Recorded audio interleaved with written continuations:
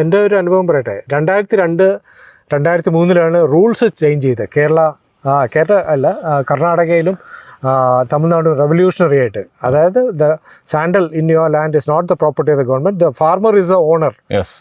ആ ഒരു rule responsibility അത് അയാളുടെ വളർത്താമെന്നുള്ള.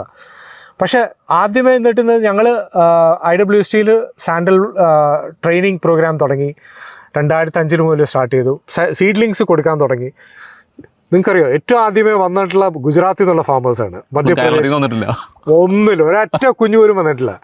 പിന്നെ തെലുങ്കാന, പിന്നെ മഹാരാഷ്ട്ര, പിന്നെ തമിഴ്നാട്, ആന്ധ്രാപ്രദേശ്, അവിടെ നിന്നൊക്കെ വന്നിട്ട് കേരളത്തിൽ നിന്ന് ആരും തിരിഞ്ഞു നോക്കിയിട്ടില്ല. അപ്പോഴും വന്നിട്ടില്ല. ഇപ്പോഴാണ് ഞാൻ ഒരു 2018-20 അപ്പോൾ ഇപ്പോഴാണ് കേരളത്തിൽ നിന്നുള്ള ആൾക്കാർക്ക്. ഞങ്ങൾ ഈ മേഖലയിലേക്ക് ഇറങ്ങുന്നതിന് മുമ്പ് തന്നെ ഞങ്ങൾ പല പര്യടനം നടത്തിയപ്പോഴും എനിക്ക് മനസ്സിലായത് 5 വർഷത്തിൻ്റെ മേലെ പ്രായമുള്ള ഒരു ശാസ്ത്രീയമായ രീതിയിൽ വളർത്തുന്ന അല്ലെങ്കിൽ വളർത്തി വലുതാക്കുന്ന രീതിയിലുള്ള ഒരു രീതി എവിടെയും കേരളത്തിൽ എവിടെയും കണ്ടിട്ടില്ല എന്നുള്ളതാണ്.